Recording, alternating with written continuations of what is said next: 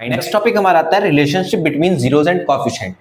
इससे board exam में 3 marks का क्वेश्चन आता है। 3 मार्क्स का क्वेश्चन आता है बोर्ड एग्जाम में, relationship between zeros and coefficient verification करने के लिए। तो यहां पर पहले हम ये जानते हैं कि कोएफिशिएंट क्या है और जीरोज क्या है और उनमें रिलेशन क्या है। तो पहले मैं स्टैंडर्ड फॉर्म ले लेता हूं कि कोई मेरी पॉलिनोमियल है px is equal to ax square plus bx plus c। तो जो हमने इसके जीरोज निकाले हैं, हम क्या करेंगे, इसके फैक्टराइज करेंगे, 2 जीरोज निकल के आएंगे। Let zeros are alpha and beta. अब इसमें टेंशन लेने की कोई बात नहीं है, परेशान होने की बात नहीं है कि ये अल्फा और बीटा क्या है।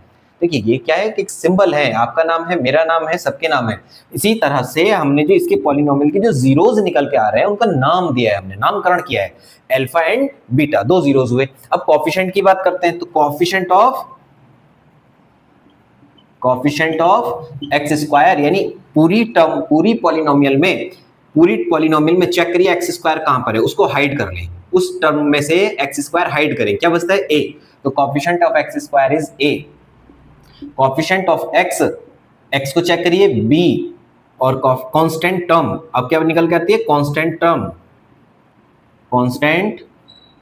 टर्म ये है आपकी c। एक बात और ध्यान रखिएगा, अगर यहाँ नेगेटिव साइन आते हैं तो you should write negative sign, वो भी लिखने हैं, वो हर हाल में लिखे जाएंगे। अब इनकी रिलेशनशिप की बात करते हैं। रिलेशनशिप एक्चुअल में है क्या कि हम इन जीरोस को चेक करते हैं कि अल्फा प्लस बीटा ये क्या कहलाता है, sum of zeros this is equal to minus B upon A. ये यहां से कोएफिशिएंट के बारे में, यानी क्या मतलब है, minus coefficient of x upon coefficient of x square. पहला रिलेशन तो ये निकलता है। दूसरा रिलेशन क्या है, alpha into beta, this is known as product of zeros this become c upon a। c क्या कहलाता है, कांस्टेंट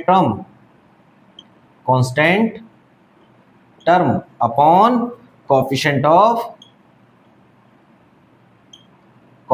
ऑफ एक्स स्क्वायर, ये होता है। यही जो दोनों हैं, यही हमारा रिलेशनशिप कहलाती है, ये हमारी रिलेशनशिप कहलाती है। इसको वेरीफाई करने के लिए आता है।